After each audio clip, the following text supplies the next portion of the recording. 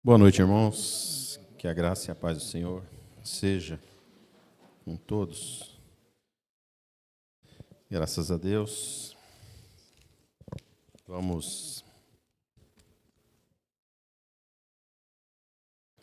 dar continuação àquilo que nós começamos a falar hoje pela manhã.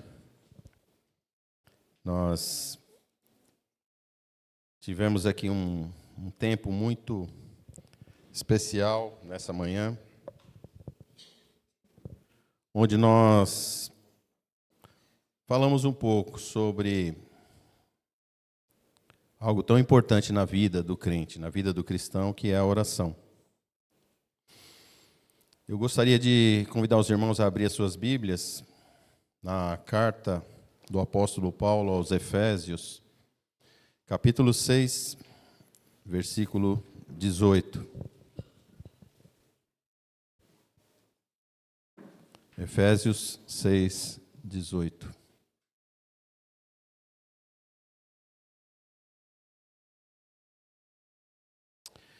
Diz assim a palavra de Deus: orando em todo o tempo, com toda oração e súplica no Espírito, e vigiando nisto com toda perseverança e súplica por todos os santos. Vamos orar. Ó Senhor, nosso Deus, nosso Pai, louvado e exaltado seja, Pai, o teu santo e bendito nome. Ó Senhor, nós estamos diante da tua palavra, Pai, que é viva e eficaz.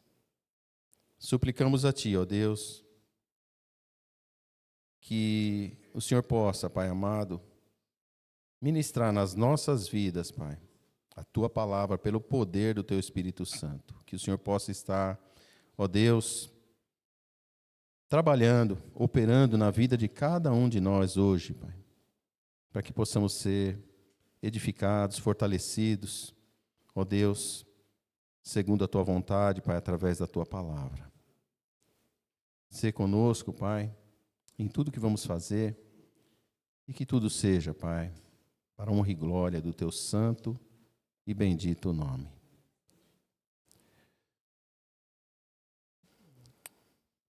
Conversando com o irmão, há uns dias atrás, com o irmão Hélio aqui no culto de oração, né? Os que estão aqui de manhã, muitas coisas que eu vou falar vão ser repetido, né? Algumas coisas. E na nossa conversa, ele falando sobre a questão da música, de ministrar, né? Ele falou, tudo que nós vamos fazer para Deus tem que ser feito com excelência. E eu, claro, concordei com o irmão. E eu estava no processo de produzir essa mensagem, estava trabalhando, já venho trabalhando nessa palavra já há algum tempo. E a palavra do irmão me levou a pensar. Falei, irmão, amém. Nós temos que fazer com excelência. Mas nós só podemos fazer algo com excelência para Deus quando nós estamos na dependência de Deus. E aí eu pensei no nome, né, no título dessa mensagem, que é a consciência da dependência para a excelência. Até falei de manhã, né? Não sou muito chegado nesse negócio de ficar fazendo rima, né? Mas rimou, né? Então, o que eu espero, irmãos, é que essa palavra, que tem falado comigo nos últimos dias, possa falar com todos nós sobre a necessidade dessa consciência da dependência. A consciência da total dependência do poder de Deus para fazer qualquer coisa. Como eu falei aqui hoje pela manhã, o chamado para a vida cristã é um chamado sobrenatural. A vida cristã é uma vida sobrenatural, que depende do poder sobrenatural de Deus, depende da graça sobrenatural de Deus, do poder de Deus. O chamado para a vida cristã não é sobre fazer coisas até com excelência, Fazer coisas com excelência, qualquer um pode fazer. Ninguém depende da graça sobrenatural de Deus para fazer coisas. A graça comum que Deus, pela sua misericórdia, concede a toda a humanidade, permite que o ser humano faça coisas extraordinárias, coisas maravilhosas.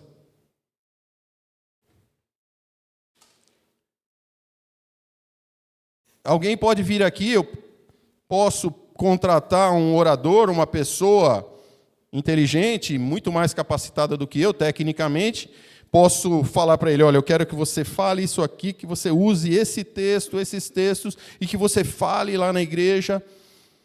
Um incrédulo, uma pessoa não crente. E ele pode vir aqui, com todo o seu talento, com toda a sua expertise, e vai o quê? Vai fazer muito melhor do que eu aqui. Ele vai ter técnica, ele vai falar, ele vai usar a entonação de voz correta, ele vai falar de uma forma que vai, tecnicamente, ser muito, muito superior a mim, a um pregador. Nós podemos ter aqui músicos profissionais, contratar uma banda profissional, de repente que vai tocar até melhor do que nós. Cantores que podem até cantar melhor do que nós. Podemos ter uma super equipe de música aqui, mas não é sobre cantar. É sobre adorar, sobre cantar no poder de Deus. Para conduzir pessoas à adoração a Deus. O chamado cristão não é sobre fazer coisas. Não é sobre ensinar na escola. Mas ensinar no poder de Deus. Na dependência de Deus. E para isso, irmãos, a forma com a qual Deus opera, a forma com a qual Deus libera poder nas nossas vidas, é a oração. Deus nos fez imagem e semelhança dele, com o propósito também de se relacionar conosco, assim como ele se relacionava lá no Éden, diretamente. Perdemos essa condição na ocasião do pecado. A palavra de Deus diz que todos pecaram e destituídos estão da glória de Deus. Mas o nosso Deus, que é rico em misericórdia e em graça, nos proveu uma reconciliação. Na eternidade, Ele te separou. Ele te elegeu antes da fundação do mundo, com uma finalidade: de te salvar, para que você tivesse um relacionamento com Ele. Não mais o relacionamento que nós tínhamos anteriormente. O relacionamento de alguém sem Deus, conforme está em João 3,36, é um relacionamento de réu e juiz, de um réu condenado. Nós saímos dessa posição e em Cristo nós fomos elevados à condição de filhos de Deus. Nós não temos mais um juiz diante de nós, nós temos um pai. Um pai que quer ter um relacionamento comigo e com você. Um relacionamento de amor. Ele espera você. Ele espera você vir conversar com Ele. Ele te busca. Ele espera esse relacionamento.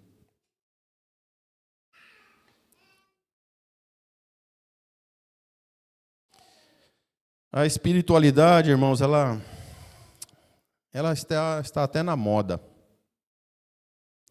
Pessoas podem orar. Pessoas oram por diversas coisas. Ninguém precisa do poder sobrenatural de Deus para pedir paz, prosperidade, saúde, imortalidade, que nunca fique doente, que ninguém morra. Ninguém precisa do poder sobrenatural de Deus para isso. Ninguém precisa da graça soberana de Deus para fazer coisas, até fazer coisas boas. O nosso chamado como igreja é um chamado sobrenatural ou não existe chamado? O Senhor Jesus sempre desafiava, conduzia as pessoas a entender que o chamado de Deus para nós depende de recursos que nós não temos. Nós não temos recursos para viver a vida cristã. A vida cristã não é vivida com recursos naturais, mas com recurso sobrenatural, com o poder de Deus, com a graça soberana de Deus.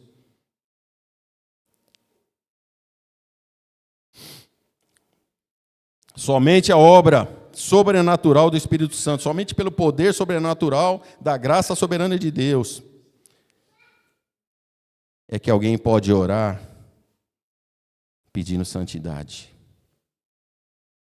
Orar por outras coisas, qualquer um ora. Mas o que nos diferencia como crentes é orar para ser semelhante a Cristo. É orar desejando ser igual a Cristo. É orar nos colocando numa posição à disposição de Deus para sofrer as aflições de Cristo, para sofrer pelo nome de Jesus. É isso que diferencia o crente. Orar por coisas boas, amar quem nos ama, fazer boas obras, qualquer um pode fazer sem o poder sobrenatural de Deus. Pode fazer perfeitamente com a graça comum. Mas desejar ser santo, irmãos, é só pelo poder de Deus. Desejar ser igual a Cristo. Desejar ser conformado à imagem de Cristo, conforme Romanos 8, 29. Porque os que dantes conheceu, também os predestinou para serem conformes à imagem do seu Filho, a fim de que ele seja o primogênito entre muitos irmãos. É para isso que o Senhor me chamou e te chamou.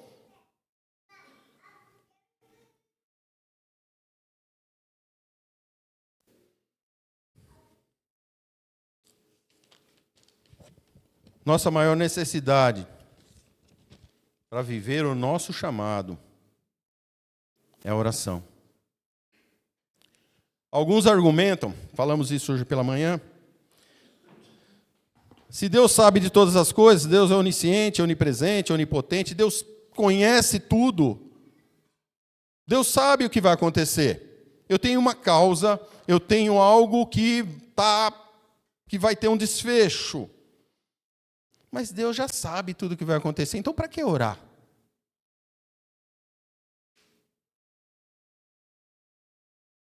Essa é uma perspectiva carnal da oração. Nós vamos orar porque Deus mandou orar. Nós vamos orar porque o Senhor Jesus ordenou. Orai para não cair em tentação. Orem em todo o tempo.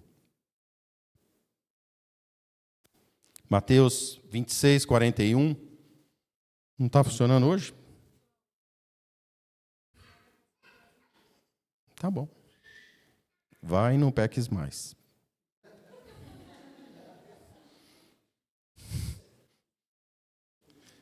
Mateus 26, 41. Então hoje nós vamos folhear a Bíblia, irmãos. Olha que bênção. É graça de Deus. Deus é maravilhoso. Louvado seja Deus. Então, Mateus 26, 41.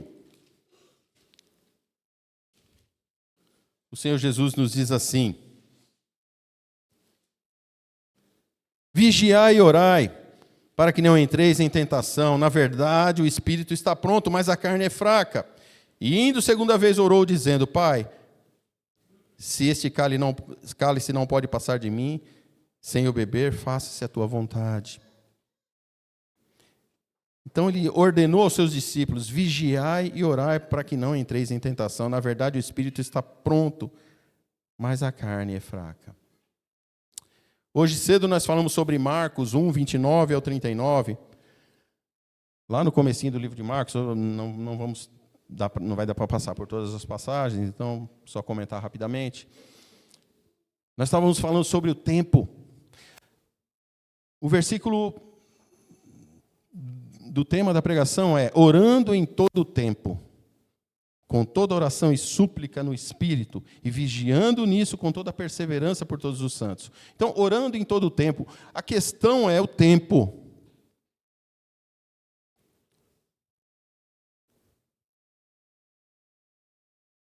Nós vivemos dias que tudo é instantâneo, tudo é rápido. Teoricamente, nós ganhamos muito tempo durante o dia, porque as coisas são rápidas. Na teoria, teria que sobrar tempo. Mas, infelizmente, irmãos, uma das coisas que muitas vezes as pessoas passam o dia e sem orar e dizem que não tiveram tempo.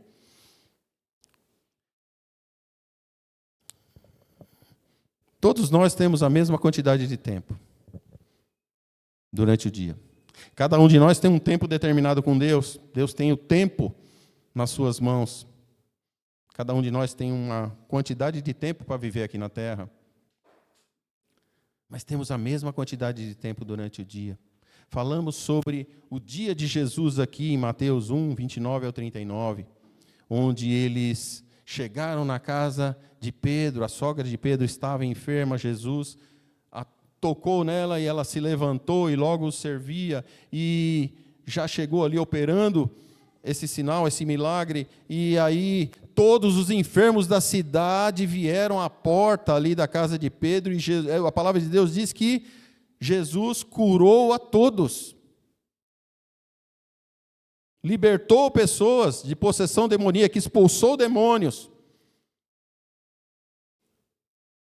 A gente imagina que isso que começou numa tarde ali, talvez foi noite adentro, madrugada até o último da fila. Mas a palavra de Deus diz que no outro dia, quando ainda estava escuro, Jesus se retirou para o deserto e ali orava. O Deus Todo-Poderoso, o Deus Homem, a segunda pessoa da Trindade, assim definida na teologia, tinha a necessidade dessa comunhão, dessa separação da agitação, para ter um tempo com o Pai. O Deus eterno, que desfruta, que sempre desfrutou na eternidade da comunhão plena com o Pai, agora, na condição humana, tinha essa necessidade de comunhão com o Pai. E achou o tempo na madrugada para poder estar na presença do Pai.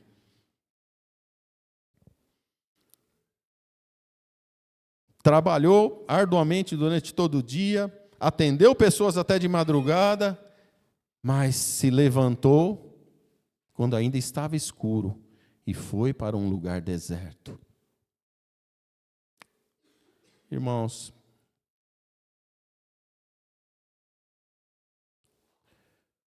o nosso chamado sobrenatural depende disso, depende de uma vida de oração. Talvez eu vou repetir isso aqui várias vezes. Ou o nosso chamado é um chamado sobrenatural ou não tem chamado. Ou nós dependemos do poder de Deus, ou nós não vamos realizar nada.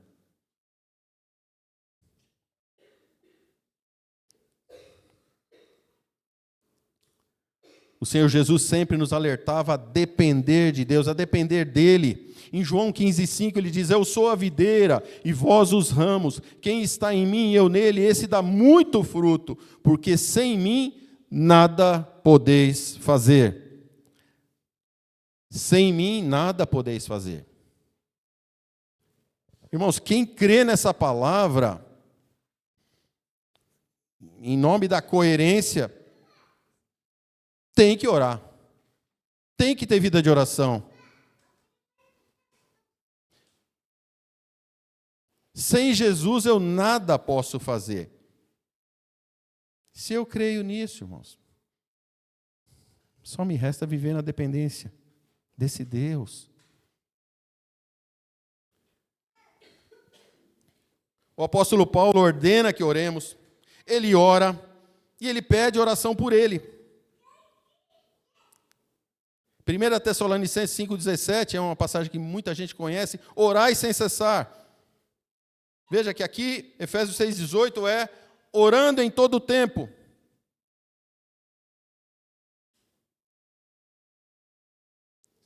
Efésios 6,18, ele vem de o quê? De uma instrução muito poderosa, que todos nós conhecemos, sobre a armadura de Deus. Ele fala que nossa luta não é contra carne nem sangue, mas contra os principados, contra as potestades, contra as forças espirituais da maldade nos lugares celestiais.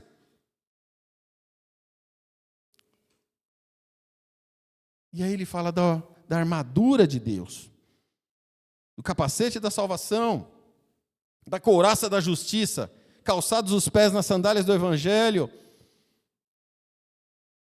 do escudo da fé e da espada do Espírito, que é a palavra de Deus.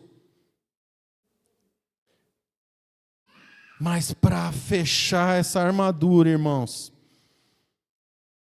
para completar, para que essa armadura realmente seja efetiva, ele termina com o versículo 18: orando em todo o tempo, com toda oração e súplica no Espírito, e vigiando nisso com toda perseverança por todos os santos, intercedendo uns pelos outros.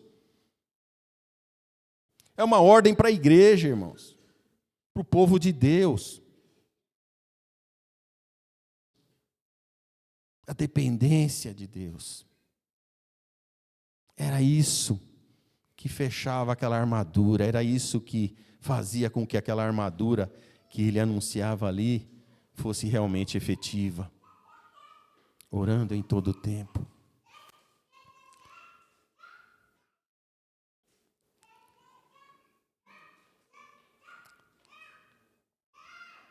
Primeira Tessalonicenses 5,17, ele diz: orai sem cessar. Na mesma carta, 5,25, orai por nós. Paulo pede oração. Ele ora, ele insiste que os irmãos orem, e ele pede oração para ele mesmo. É maravilhoso na carta aos Efésios, quando ele faz pausas para orar pelo povo. Ele está ali escrevendo e ele ora pelo povo. Efésios, no capítulo 3, do 14 ao 21, ele faz aquela oração maravilhosa aos Efésios. Ele ora pelos Efésios. Ele diz: por causa disso me ponho de joelhos perante o Pai de nosso Senhor Jesus Cristo, do qual toda a família no céu e na terra toma o nome, para que, segundo as riquezas da sua glória, vos conceda que sejais corroborados, fortalecidos, com poder pelo seu Espírito no homem interior, para que Cristo habite pela fé nos vossos corações, a fim de, estando arraigados e fundados em amor, poderdes perfeitamente compreender com todos os santos qual seja a largura, o comprimento, a altura e a profundidade, e conhecer o amor de Cristo, que excede todo o entendimento, para que sejais cheios de toda a plenitude de Deus. Essa é a oração de Paulo por aquele povo.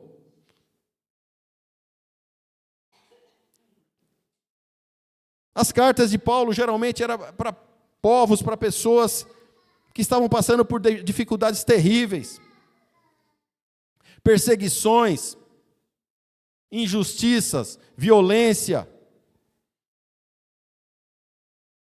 de morte mesmo, perseguição de morte, necessidades. Mas o que ele pede? Pede que vocês prosperem, que vocês fiquem ricos, que vocês sejam cheios de bens. Não, eu quero que vocês sejam cheios da plenitude de Deus, cheios do poder de Deus, para falar de Jesus com ousadia, para falar no poder de Deus, para fazer a obra de Deus, É isso. É isso que ele ora por aquele povo. Então Paulo incentiva a orar, ele ora e ele pede oração por ele mesmo. 1 Pedro 4,7. Pedro ele fala sobre nós estarmos próximos do fim. Há 2000 anos, Pedro ali falando, estamos próximos do fim. E o fim chegou para todas aquelas pessoas que ouviram essa carta. Nós podemos estar próximos do fim, tanto pela volta de Jesus, como ir para Jesus. Quem pode garantir que domingo que vem vai estar aqui com certeza? Eu não posso.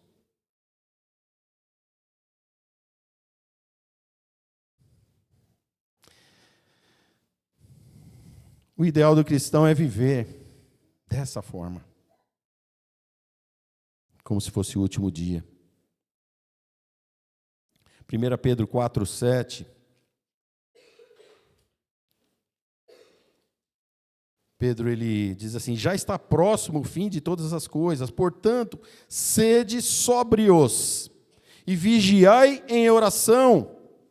Ser sóbrios, irmãos, é o contrário de embriaguez, é o contrário de estar embriagado, de estar envolvido, tomado pelo poder do mundo, pelo sistema do mundo, pelo pensamento humanista secular, pelo ter, comprar, conquistar, alcançar. Não. Ele chama a igreja à lucidez. Sejam sóbrios e vigiai em oração. Chama a igreja a uma vida de oração. Irmãos, uma igreja que não ora não vai bem. Não tem como uma igreja prosperar no reino de Deus sem oração.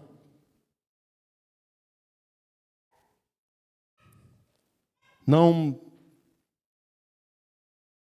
tem como contrariar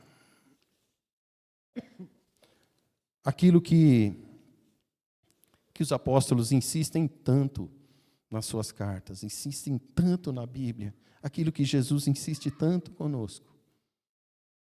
De repente a gente descobriu uma nova fórmula. De repente, planejar é mais importante. Vamos ser uma igreja que planeja. Vamos fazer muitos estudos. Não que estudo não seja importante, irmãos, pelo amor de Deus. É muito importante, sim. Mas muito estudo, muitos livros, sem oração, sem uma vida de oração, sem a dependência de Deus, sem o poder de Deus, é inútil. É inútil eu empilhar uma biblioteca na minha casa. Eu viver uma obesidade espiritual. Só engordar em conhecimento. Uma obesidade mórbida, né? Espiritual.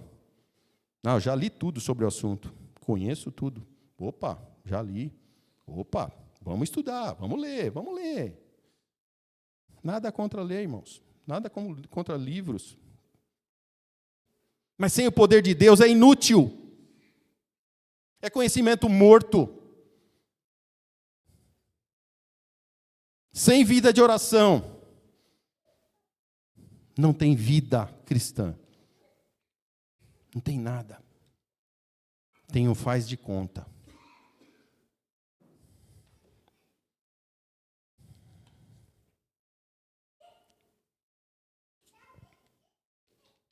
Primeira João 2, do 15 ao 17, nesse mesmo pensamento da sobriedade, o apóstolo João diz assim: não ameis o mundo e nem o que há no mundo.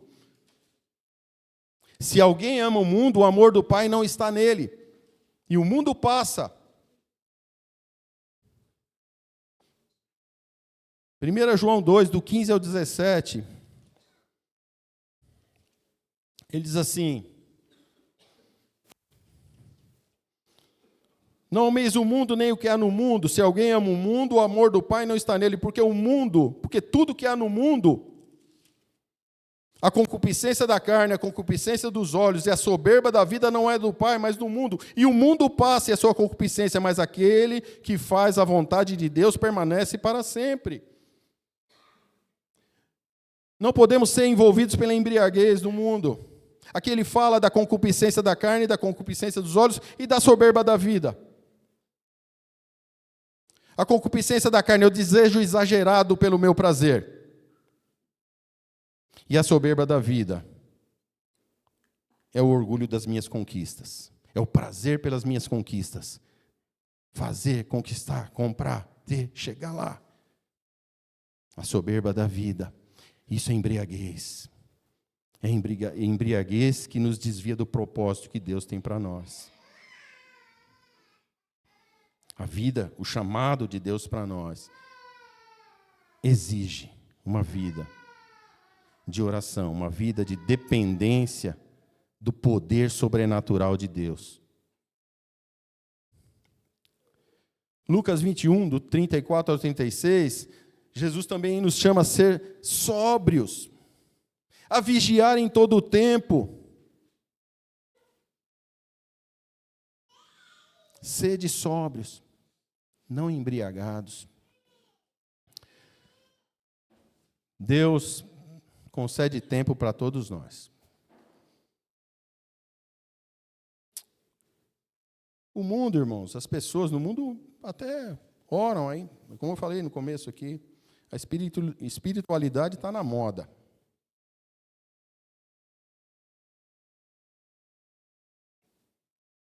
O mundo ora na emergência. Já tiveram num avião e com turbulência?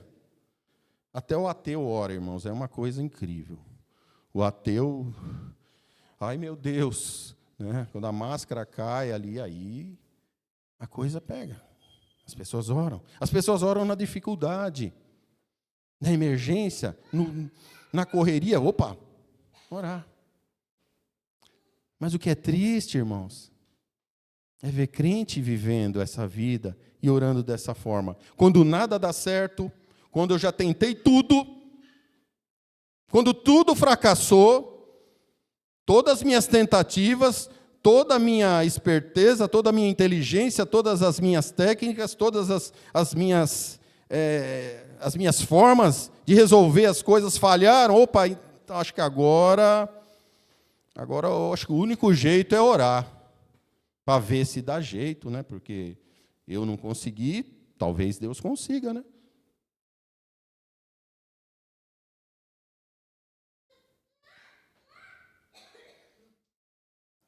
É uma perspectiva carnal, é uma visão totalmente carnal de oração, que infelizmente nós, como crentes, às vezes fazemos.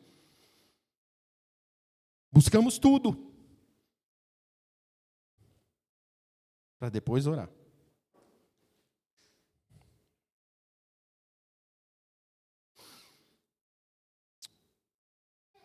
Orar no avião quando vai mal, qualquer um vai. Quando o navio vai afundar, lá, o Titanic, cantar, Amazing Grace. Ninguém estava fazendo nada disso, mas quando o navio vai afundar, aí, opa, vamos orar e vamos cantar, vamos louvar. Mas é a percepção carnal da oração. Orar em todo o tempo, irmãos, é orar por tudo. A vida do crente é isso, é orar por tudo, é depender de Deus em tudo. O ideal do crente é a dependência do poder sobrenatural de Deus.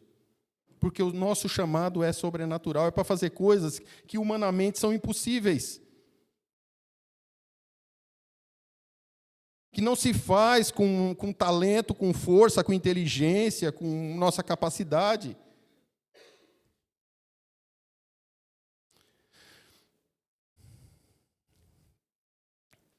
Muitas vezes nós desprezamos a ideia de que estamos no fim. A gente vive como qualquer outra pessoa. não acreditando que pode ser o nosso último dia. O ideal seria isso. Eu gostaria de usar uma ilustração sobre isso de crer que o avião pode cair e a gente pode partir, e pode o nosso encontro com Jesus ser antes do que a gente imagina. Sobre coisas que podem estar nos impedindo de viver realmente uma vida de oração, uma vida na dependência de Deus. Eu gostaria de comentar sobre um filme que é sobre um fato real da Segunda Guerra. Eu gosto muito de história, eu gosto muito de ler, de pesquisar, de assistir coisas sobre artigos militares, talvez porque eu fui militar por uns anos, e gosto muito de documentários sobre a Segunda Guerra, sobre as guerras, porque ali a gente vê a realidade realmente da humanidade, do ser humano, a gente consegue contextualizar muita coisa. Quando a gente vê, né, o caminhar da humanidade.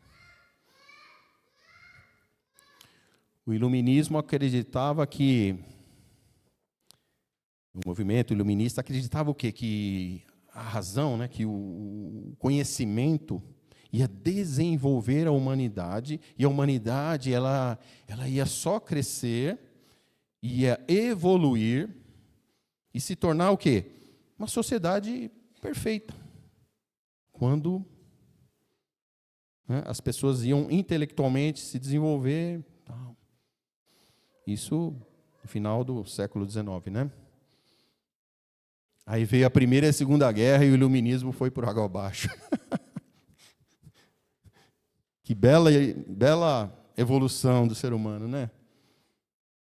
Evoluiu, sim, na capacidade de matar o seu próximo, de destruir, de aniquilar, de exterminar, de fazer toda a barbaridade, toda a crueldade. Caiu por água abaixo. Todo esse pensamento. Esse fato aqui da Segunda Guerra é a história de um avião bombardeiro americano, que é o B-17.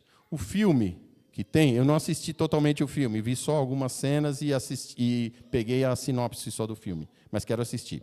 Chama-se Memphis Belle, a Fortaleza Voadora. Era um B-17. O B-17 era um avião bombardeiro, né, que sobrevoava a Alemanha para cumprir missões de bombardeio.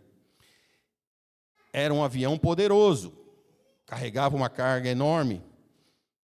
Só tinha um problema, irmãos. Essa tripulação, geralmente de jovens, de 19, 20 e poucos anos, pilotava esse avião, e esse avião tinha que cumprir 25 missões para poder voltar. Porque tinha uma escassez, não tinha avião suficiente para tudo aquilo. E raramente eles voltavam. Morriam. Esses jovens morriam. Winston Churchill, o primeiro-ministro da Inglaterra, ele falando sobre esses heróis de guerra, ele diz assim: nunca tantos deveram a tão poucos, porque esses jovens deram a sua vida, morreram para livrar o mundo do nazismo. Ou eles morriam por acidente, por o avião cair, ou eram atingidos pela artilharia alemã, que era poderosíssima, ou pelo combate aéreo dos caças, dos aviões alemães que vinham, né? Eles eram um avião lento, né, de bombardeio, e os caças vinham e atiravam neles e derrubavam. Era um avião super preparado. Tinha o metralhador da direita, da esquerda, da traseira, o canhão da frente e um embaixo. É interessante o negócio. B-17, para quem quiser ver. E para poder se defender, eles tinham que fazer isso, mas raramente voltavam da missão, porque eram 25 missões. Olha, é assim, o cara vai com um mapa, naquele tempo não tinha GPS, não tinha nada não. O cara ia com um mapa, né, ia lá o navegador, estamos chegando no ponto agora, libera, pá, bombardeia lá, e assim, tal. Só que nesse trajeto, o cara, às vezes, no meio da missão, era derrubado, morria todo mundo. E por que o Memphis Belly tem esse filme?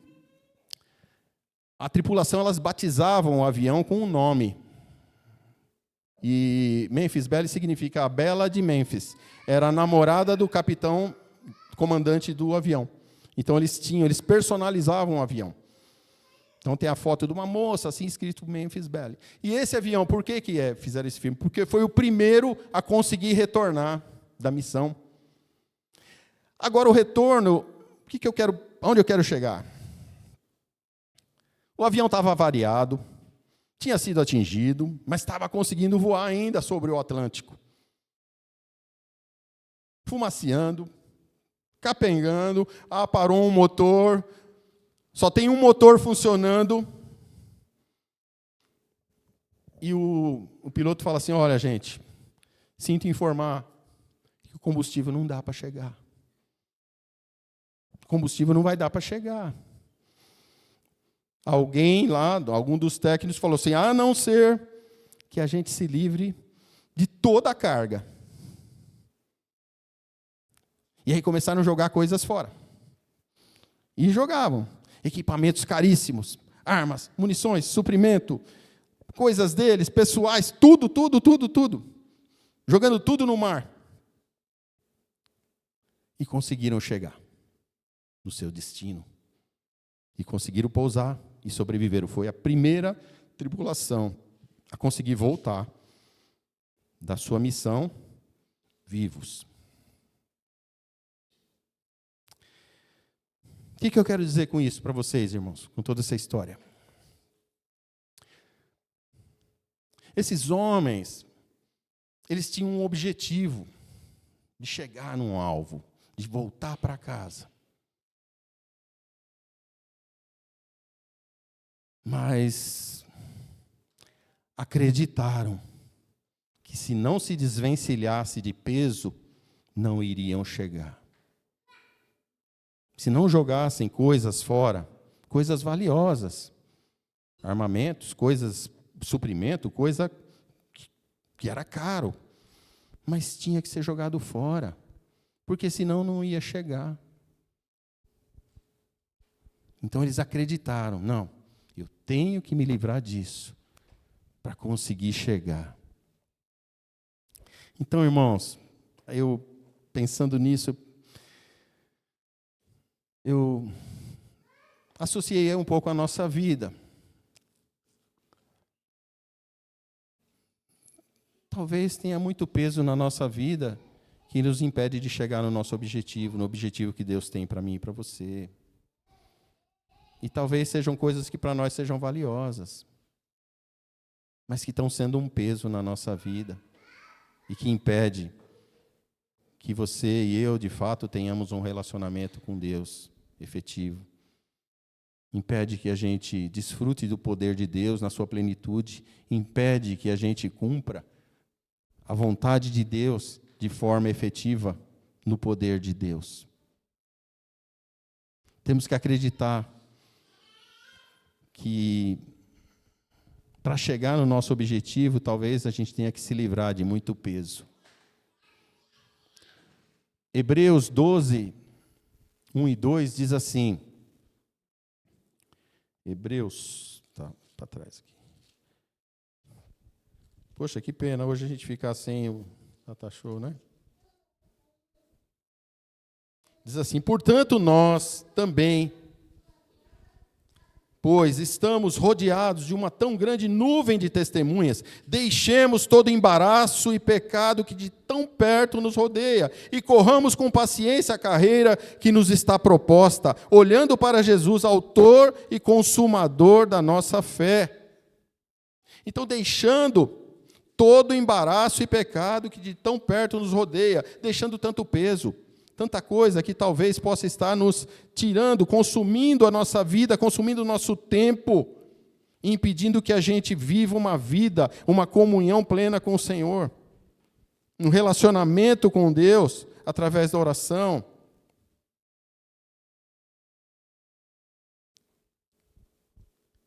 Temos que acreditar, irmãos. O difícil, eu falei hoje cedo, não é muitas vezes escolher entre o que é bom e o que é ruim. Às vezes a nossa dificuldade é julgar, substituir aquilo que é bom pelo que é melhor, pelo que é excelente.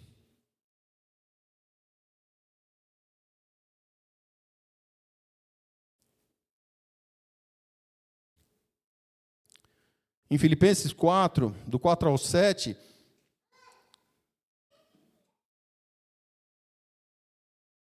o apóstolo Paulo fala sobre esse chamado sobrenatural.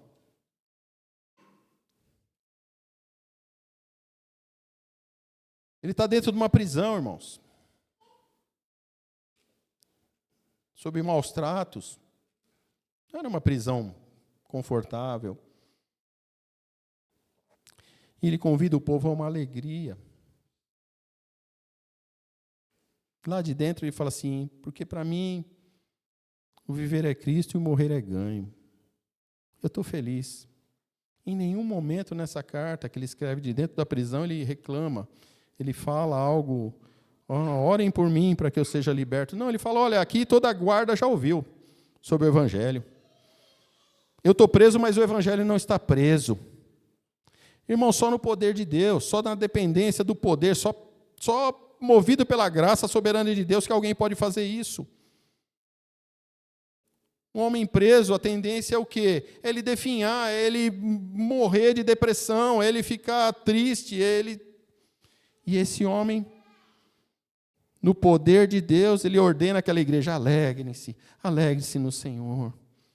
Seja a vossa retidão notória a todos os homens, perto está o Senhor, não estejais inquietos por coisa alguma, antes as vossas petições sejam em tudo conhecidas diante de Deus pela oração e súplica.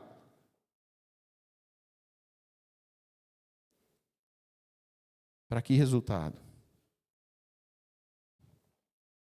Para que a paz de Deus, que excede todo entendimento, guarde os vossos corações em Cristo Jesus. É o que ele fala nesse texto. Só no poder sobrenatural de Deus, irmãos, é que pode ser real na nossa vida a paz que excede todo entendimento. O que é essa paz que excede todo entendimento? Estar em paz quando tudo está bem é uma coisa normal. Agora, a paz no leito de morte, a paz com o câncer, a paz com a morte, a paz com o sofrimento, a paz com diversas coisas que nós estamos sujeitos que aconteçam. Estar em paz em condições adversas, irmãos, só pelo poder sobrenatural de Deus, porque é a paz que excede todo entendimento. É isso que o apóstolo Paulo chamava aquela igreja. A igreja depende de uma vida intensa de oração. Efésios 6:18 fala em todo o tempo, o nosso tempo.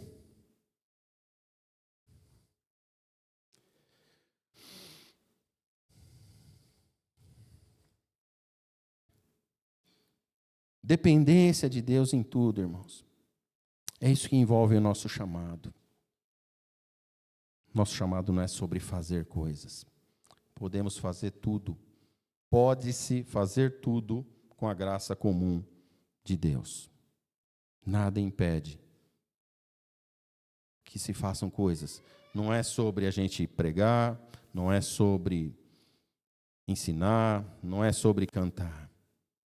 É sobre fazer essas coisas no poder de Deus. Para que a gente possa ver o poder de Deus agindo, operando, coisas que nós não podemos fazer com os nossos recursos naturais. Para pregar, irmãos, qualquer um prega. Testemunha de Jeová vai na sua porta e prega. Heresia, mas prega. Um espírita prega, um mormon prega. Não é sobre pregar, é pregar no poder do Espírito Santo. Porque a fé vem pelo ouvir e ouvir pela palavra de Deus. Mas Deus escolheu agir dessa forma, irmãos. Escolheu liberar do seu poder através da oração. Assim como Ele proveu para nós, como que Deus estabeleceu que nós vivêssemos? Viver, estou falando assim, de manter a nossa vida física, se alimentando, comendo. Deus nos dá a vida. Não adianta você falar assim, não, Deus me deu a vida, eu não vou comer. Não, se você não comer, você vai morrer. Porque Deus estabeleceu que assim fosse. Assim como o poder de Deus, Deus estabeleceu que Ele ia liberar do seu poder através da oração, através desse relacionamento, através dessa dependência do poder de Deus. É isso que nós vemos nas Escrituras, é isso que nós vemos na Bíblia. A gente vê o livro de Atos, a gente vê nas cartas, a gente vê o que? O poder de Deus agindo sobrenaturalmente, curando, libertando, operando maravilhas. Mas você vê uma igreja em intensa oração. A palavra de Deus diz que todos os dias estavam no templo, orando, louvando, bendizendo a Deus, e todos os dias Deus acrescentava àquela igreja. Irmãos, Deus vai cumprir o seu propósito, e Ele usa desse meio, dependência do seu povo em oração, para que Ele atue, para que Ele haja. Independentemente se eu ou você não orar, Deus vai fazer, vai ter alguém orando. Deus vai ter um povo orando. Deus está fazendo maravilhas pelo mundo, irmãos. Eu ouvi o pastor Saião falando da última viagem que ele fez no Oriente Médio, do que está acontecendo.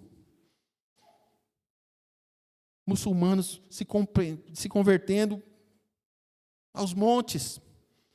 Pessoas sendo alcançadas pelo poder de Deus. Deus falando com o mínimo da palavra, pessoas sendo tocadas e se convertendo.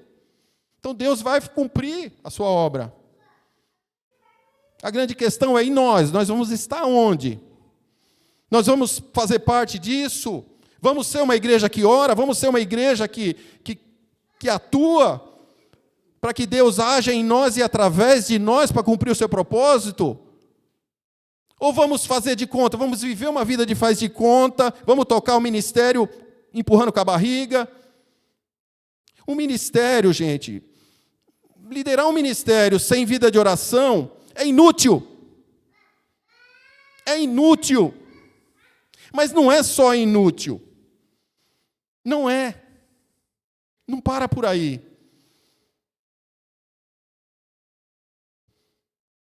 Fazer a obra de Deus sem depender do poder de Deus não é só inútil, mas é um insulto.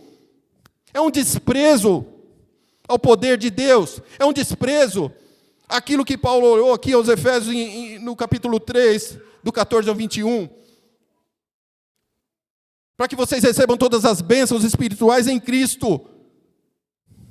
Porque as bênçãos espirituais em Cristo foram compradas na cruz, pelo sangue de Cristo, derramado ali. Foi comprado isso para nós, para que você desfrutasse desse poder hoje. E quando eu decido fazer as coisas pela minha força, pela minha vontade, pela minha capacidade, eu desprezo esse sangue, eu desprezo o poder de Deus. Porque eu me julgo capaz de fazer. É isso, irmãos. Não é tão simples assim, não. Isso não passa despercebido.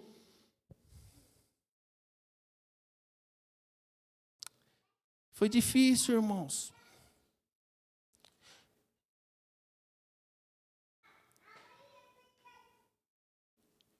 Eu,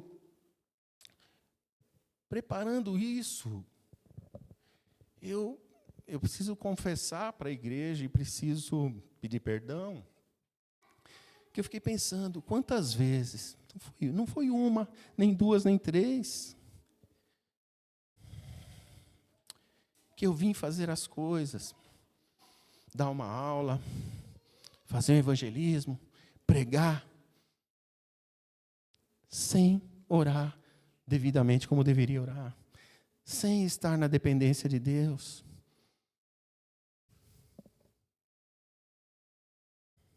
Eu preciso confessar isso diante da igreja para pregar aqui, para poder ter o mínimo de honestidade para falar isso com vocês.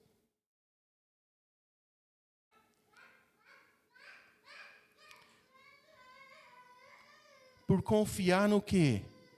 Eu já sei o que eu vou ensinar, eu já tenho. Então porque Deus me capacitou para decorar meia dúzia de versículos aí, então eu sou o cara, eu não preciso. Para que eu vou ficar orando? Eu já sei o que eu vou fazer, eu já sei o que eu vou falar, eu já sei o que eu vou ensinar, eu já sei o que eu vou pregar, eu já sei fazer evangelismo. Isso é desprezar o poder de Deus. Isso é desprezar. Isso é um insulto a Deus. É dizer para Deus, Senhor, eu não preciso do Senhor, eu já sou bom nisso. Eu sei fazer, Senhor. Deixa quieto, deixa comigo. Nós nunca vamos ver isso. Nunca vamos ver isso na palavra de Deus. O apóstolo Paulo, logo após o versículo-chave aqui, Efésios 6:18, Efésios 6:19, irmãos. Ele diz assim, após ele dizer, orando em todo o tempo, com toda oração e súplica no Espírito, e vigiando nisso com toda perseverança e súplica por todos os santos, ele completa aqui no 19, e por mim, para que me seja dado, no abrir da minha boca, a palavra com confiança, para fazer notório o mistério do Evangelho. Quem está pedindo isso aqui, irmãos, é um doutor da lei, era um fariseu, uma pessoa que conhecia tudo. Uma pessoa que disse, eu não recebi o Evangelho por mão de homens, eu recebi diretamente do Senhor Jesus. Ele ministrou para mim isso que eu estou ensinando para vocês. Uma pessoa que em 2 Coríntios capítulo 12 fala o quê? Elevado ao céu. Se no corpo não sei, no espírito não sei, eu sei que o que eu vi lá eu não posso nem falar. O que eu ouvi. Uma pessoa que teve a revelação direta de Deus, direta do Senhor Jesus. Orem por mim, para que me seja dado no abrir da minha boca a palavra com confiança, para fazer conhecido o mistério do Evangelho. Mistério, irmãos. Eu falei de manhã, que eu costumo visitar o dicionário, né? E mistério significa aquilo que é inconcebível à mente natural, é segredo. Cita lá os segredos do cristianismo, diz assim, segundo o dicionário, mistério. Cada uma das verdades da religião cristã, impenetráveis à razão humana e impostas como artigo de fé. Tudo quanto a razão humana não pode explicar ou compreender, coisa oculta que ninguém tem conhecimento. É isso, irmãos. Paulo pede oração por ele, para que seja dado no abrir da boca dele a palavra com confiança para fazer conhecido esse mistério do Evangelho. Em Colossenses 4, do 2 ao 4, ele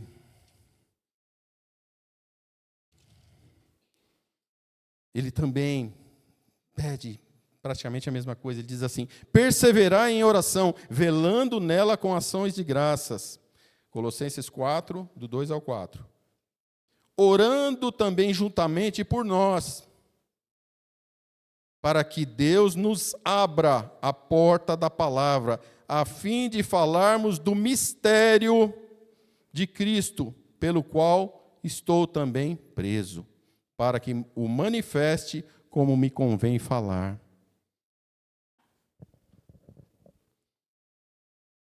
Mas aí eu venho e falo assim, não, eu tiro de letra isso aí.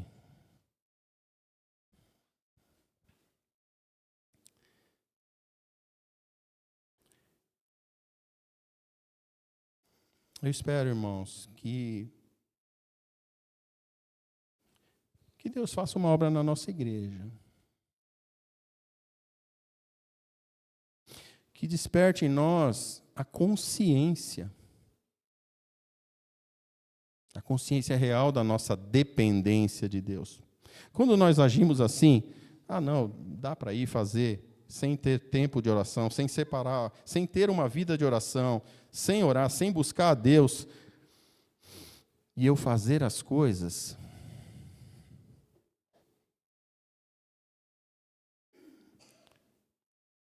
o que nós vemos? Ministérios improdutivos. A igreja não anda, não vai. O culto de quinta-feira aqui ele é só um reflexo. Às vezes tem 3, 4 pessoas, aí tá bom, hein? Aí tá bombando. Teve dia que teve 5. Tá bom. Chegou a quase 5% da igreja. Mas não estou aqui para fazer apelo para vir na quinta-feira. A quinta-feira acho que seria só um reflexo. Mas que possa haver uma mudança na nossa mente. Não só para quem é líder de ministério, não só, mas para todos nós. O chamado de Deus é o mesmo. O mesmo chamado de Paulo é o chamado para nós. E quando a gente fala do chamado de Paulo, eu gosto muito de ir lá em Atos capítulo 26, quando ele fala pela segunda vez, ele narra o acontecido no caminho de Damasco. Atos capítulo 26. É um texto maravilhoso, irmãos, quando ele narra o acontecido. É tremendo, irmãos. Ele está diante do rei Agripa e ele está ali. Foi dado a ele uma audiência para que ele falasse, para que ele se defendesse. Se bem que ele já tinha apelado para César, ele iria para César. Mas Atos 26, ele falando para o rei Agripa, ele diz assim, sobre que indo então, a partir do 12, Atos 26, a partir do 12, diz assim, sobre que indo para então a Damasco, com o poder e comissão dos principais sacerdotes, ao meio-dia, ó rei, vi no caminho uma luz do céu, que excedia todo o esplendor do sol, cuja claridade me envolveu, a mim e aos que estavam comigo. E caindo nós por terra, ouvi uma voz que me falava em língua hebraica, e dizia, Saulo, Saulo, por que me persegues? Dura coisa recalcitrar contra os aguilhões. E disse eu, quem é, Senhor? E ele respondeu, eu sou Jesus, a quem tu persegues.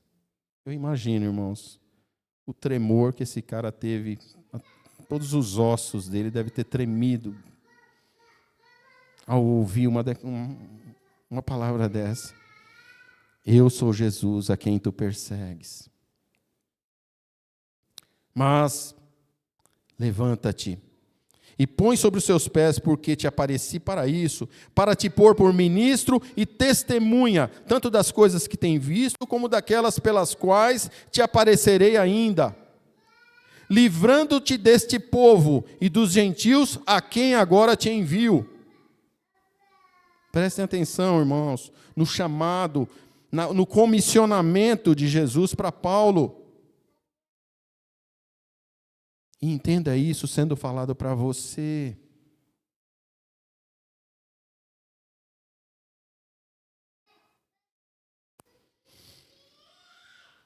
Levanta-te e põe sobre os seus pés, porque para isso te apareci, para te pôr por ministro e testemunha tanto das coisas que tem visto, como daquelas pelas quais te aparecerem ainda. Livrando-te deste povo e dos gentios, a quem agora te envio, para lhes abrires os olhos, e das trevas os converteres à luz, e do poder de Satanás a Deus, a fim de que recebam a remissão de pecados e sorte entre os que são santificados pela fé em mim.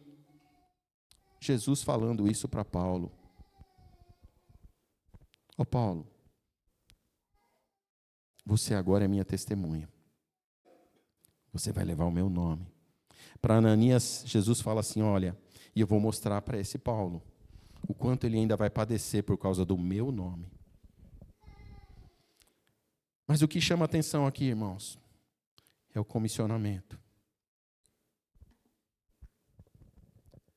Para lhes abrires os olhos, e das trevas os converteres à luz, e do poder de Satanás a Deus, a fim de que recebam remissão de pecados e sorte entre os que são santificados pela fé em mim. Irmãos, percebam isso. O comissionamento, aquilo que Jesus está ordenando para Paulo, você agora vai fazer isso. Alguém aqui tem poder para abrir os olhos de alguém? Abrir os olhos de um cego?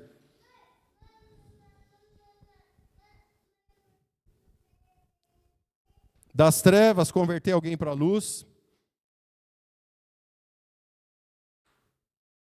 Do poder de Satanás a Deus?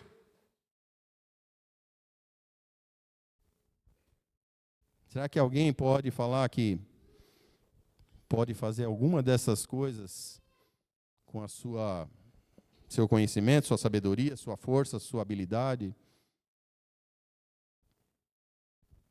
Era por isso que Paulo orava. Era por isso que Paulo pedia a oração. Orem por mim, porque a missão é sobrenatural. Eu vou bater de frente com o diabo para tirar pessoas das mãos dele. Eu vou ter que abrir os olhos dos cegos. Vou ter que ir nas trevas, nas mais densas trevas, tirar a gente das trevas, para trazê-las para a luz. Estão sob o poder de Satanás e eu vou bater de frente com ele para tirar essas pessoas da mão dele.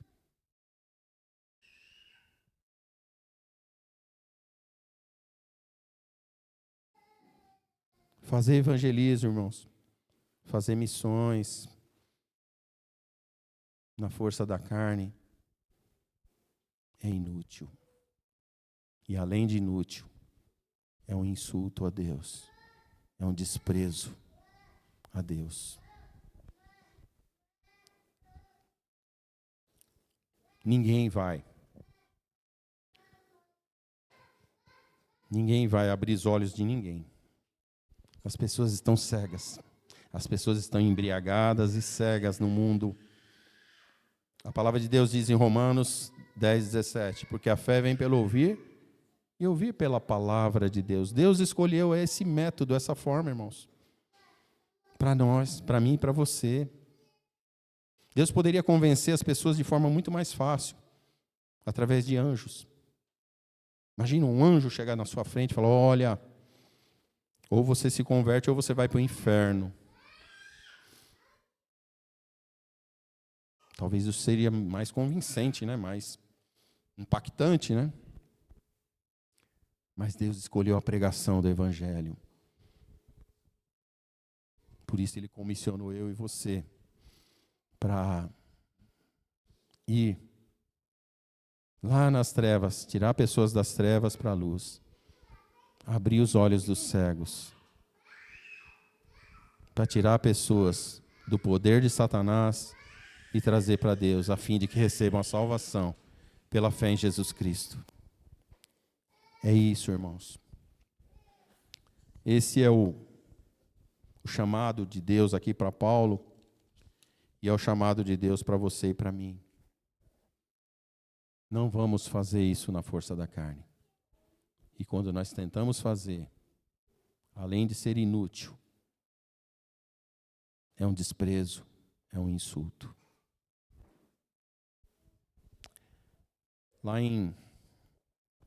Já indo agora para o nossa conclusão, em Atos capítulo 4, Pedro e João são presos e colocados diante do Sinédrio para prestar contas. E eles são duramente ameaçados e advertidos. Parem de falar desse nome. Parem de falar de Jesus. Para. E esses homens, que há pouco tempo atrás eram simples pescadores, que diante da prisão de Jesus saíram todos correndo, agora no poder do Espírito Santo, eles olham para aquele tribunal que tinha o poder, sim, de fazer o que quisesse com eles, porque eram autoridades. Eles olham e falam assim: importa mais obedecer a Deus do que aos homens. Não podemos deixar de falar daquilo que temos visto e ouvido. E os ameaçaram duramente para que não falassem mais sobre aquele nome. E aí, eles chegaram para os seus. Atos capítulo 4.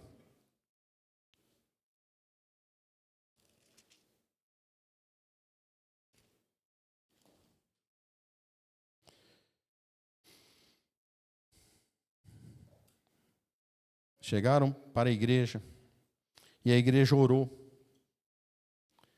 E na oração, no versículo 29, ele diz assim: agora, pois, ó Senhor, olha para as suas ameaças e concede aos teus servos que falem com toda a ousadia. Eles não falaram assim: olha para essas ameaças, Senhor, e cessa essas ameaças. Põe a mão nesse sinédrio aí, olha aí, extermina com essas ameaças, com essas pessoas que estão nos ameaçando. Eles vão atrapalhar a obra. Não, só que não. Eles falaram assim: olha para essas ameaças e concede aos teus servos que falem com toda a ousadia a tua palavra, enquanto estendes a tua mão para curar e para que façam sinais e prodígios pelo nome do teu santo Filho Jesus. E tendo orado, versículo 31, moveu-se, houve um terremoto naquele lugar. O poder de Deus se evidenciou através de um tremor. E tendo orado, moveu-se o lugar em que estavam reunidos, e todos foram cheios do Espírito Santo. Cheios do Espírito Santo. E aí o que eles fizeram? Cheios do Espírito Santo? Pularam, rodopiaram, tiveram algum ataque de riso? O que foi mesmo que aconteceu? Anunciavam com ousadia a palavra de Deus. Essa é a evidência de estar cheio do Espírito Santo, irmãos. O Espírito Santo não vem promover show, não vem promover palhaçada. Ele vem capacitar eu e você para pregar com ousadia a palavra de Deus, para anunciar a salvação em Jesus Cristo. Essas pessoas só poderiam fazer isso no poder de Deus. Porque sob ameaça de morte, na força da carne não vai, não. Eu posso ir pregar, né? Qualquer um pode. Só basta treinar um pouco aí e tal. Vai fazer. Agora, se tiver uma ameaça de morte, se for pego pregando, você vai morrer. Não vai, não. Esse cara não vai. Mas essas pessoas estavam dispostas a o quê? A falar com ousadia, custe o que custar, custe a sua própria vida. Só no poder do Espírito Santo é que isso pode acontecer. Só na dependência do poder de Deus. Só revestidos do poder de Deus. Essas pessoas oraram e pediram isso a Deus. Isso é o que diferencia a oração do crente da oração do mundo, da oração na perspectiva humanista. É o quê? Me dá, me faz, me serve, e eu sou cabeça, não sou cauda, e eu tomo posse, e eu quero, e me faz, e isso eu quero assim, assim, assim. Não. O que essas pessoas pediram é: Senhor, me dá ousadia para falar. Irmãos, ninguém pede. Ninguém na carne vai pedir o que essas pessoas pediram. Paulo, em 2 Coríntios capítulo 12, a palavra de Deus diz que ele tinha uma enfermidade, tinha um espinho na carne, e ele orou 3 vezes ao Senhor, pedindo: Senhor, afasta de mim, tira de mim isso que está me incomodando. A palavra de Deus diz que todas as coisas concorrem para o bem daqueles que amam a Deus, não é? Qual que era o bem que Paulo esperava naquele momento ali? Ele está pedindo uma coisa, não está? Imagina, você está com muita dor. Você pede a Deus, qual que é o bem que você espera receber? Que se cesse a dor, né? É a lógica, né? Paulo esperava o quê? Que Deus operasse o quê? Livrasse ele do espinho. Que a gente não sabe o que é uma enfermidade, uma doença, ou algo que o incomodava. Mas aí Jesus vira para ele e fala assim: Paulo, a minha graça te basta, porque o meu poder se aperfeiçoa na fraqueza. Ninguém vai falar o que Paulo fala nessa escritura na força da carne. Ele fala: de bom grado então, Senhor, eu sofro as injúrias, as perseguições, os sofrimentos por amor a Cristo, porque quando estou fraco, então sou forte. Ninguém na força da carne vai orar como Paulo orou. Posso todas as coisas em Cristo que me fortalece. Exclui o entendimento do mundo sobre esse versículo. Posso conquistar tudo. Não é isso que o texto fala, não é isso que o contexto diz. Paulo está falando: ó, já aprendi a sofrer, já aprendi a viver tendo fartura ou passando fome, passando necessidade ou tendo abundância. Posso todas as coisas em Cristo que me fortalece. Eu posso suportar tudo isso em Cristo que me fortalece, na dependência do poder de Deus, orando em todo o tempo, orando sem cessar, dependendo de Deus em tudo, a todo momento. É esse homem que vem com essa autoridade nos chamar para isso. Orando em todo o tempo, com toda oração e súplica no Espírito, e vigiando nisso, com toda a perseverança por todos os santos. Irmãos,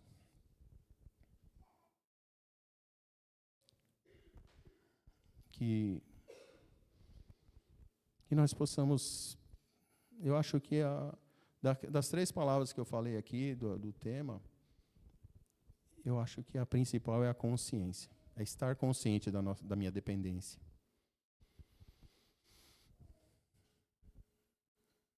A partir do momento que nós temos consciência do nosso chamado, temos consciência de que não é algo natural, é sobrenatural, que nós dependemos do poder sobrenatural de Deus para operar, para cumprir aquilo que Deus nos chamou a fazer. A partir do momento que nós temos essa consciência, nós vamos ser conduzidos a uma dependência de Deus. Fora isso, irmãos, é tudo inútil. Mais do que inútil. É um insulto a Deus. É um desprezo ao poder de Deus. Vamos orar. Santo Deus e Pai, louvado e exaltado seja, Pai, teu santo e bendito nome. Ó Deus, Pai amado, Deus, nós cremos no teu infinito amor e na tua infinita misericórdia, Pai, que se renova sobre nós, sobre todos os dias, Pai. Ó Deus, perdoa, Senhor, se tantas vezes, ó Deus, eu desprezei o teu poder e confiei na minha carne, confiei na minha capacidade, desprezando, Pai, a comunhão com o Senhor, desprezando, Pai, o tempo de oração, desprezando, Pai, a dependência do Senhor, não levando em consideração, Pai, não tendo consciência da minha dependência no Senhor. Pai, que o Senhor possa, Deus, nos conduzir a isso, Pai, nos conduzir a essa dependência do Senhor. E possamos estar conscientes da nossa total dependência do Senhor. Que possamos ter a total consciência, ó Deus, do nosso chamado, do chamado a um viver cristão que é sobrenatural. E para tal, Senhor, dependemos do Teu poder. Ó Senhor, nos conduz, Pai, a uma vida de oração, a uma vida de dependência do Senhor, Pai. Que possamos Te honrar, Pai. Que possamos verdadeiramente viver para a glória do Senhor. Ó Deus, o Senhor nos chamou para sermos luz no mundo, Pai. O Senhor nos chamou, Pai, para das trevas conduzir pessoas à luz. Para abrir os olhos dos cegos, Pai. Do poder de Satanás trazer as pessoas ao Senhor. Para a salvação. Ó Deus, que possamos cumprir, Pai, aquilo que o Senhor nos comissionou no poder do Teu Espírito Santo. Nos livra, Pai, do pecado, de fazer as coisas na força da nossa carne. Perdoa, Pai, os nossos pecados. Perdoa, Pai, se agimos assim em algum momento. Nos guarda, nos livra do mal, Pai. Abençoa a nossa igreja, Pai. Ó Deus, nós clamamos, pedimos por um avivamento do Senhor no meio da Tua igreja, Pai. E nós só vemos isso, Pai, só vemos essa possibilidade tendo um povo que ora, um povo que busca, um povo que depende do Senhor. Opera, Deus, no nosso meio um avivamento. Derrama da Tua bênção, da Tua graça sobre essa igreja, Pai, sobre o Teu povo. Que possamos, ó Deus, honrar o Teu santo e bendito nome. Que possamos, ó Deus, ser instrumento do Senhor nesse mundo. O Senhor nos comissionou para ser luz, Pai. O Senhor nos disse, portanto, brilhe a vossa luz diante dos homens, para que, vendo as suas obras no Senhor, glorifiquem ao Pai que está nos céus. Ó Deus, o Senhor nos chama, Pai, para sermos irrepreensíveis e sinceros, filhos de Deus e inculpáveis em meio a uma geração corrompida e perversa, entre a qual brilhamos como astros, Pai. Que possamos ter esse brilho do Senhor, Pai. Que possamos refletir o brilho do Senhor nesse mundo, Pai. Para que o Teu nome seja glorificado, Pai. Tudo para a honra e glória do Teu santo e bendito nome. Ó Deus, nós oramos, Pai. Agradecidos ao Senhor por tudo, Pai. Com o perdão dos nossos pecados, te pedimos a Tua bênção, Pai. No nome santo de Jesus Cristo, nosso Senhor e Salvador. Amém, Pai. Amém. Que Deus abençoe os irmãos. A palavra está com...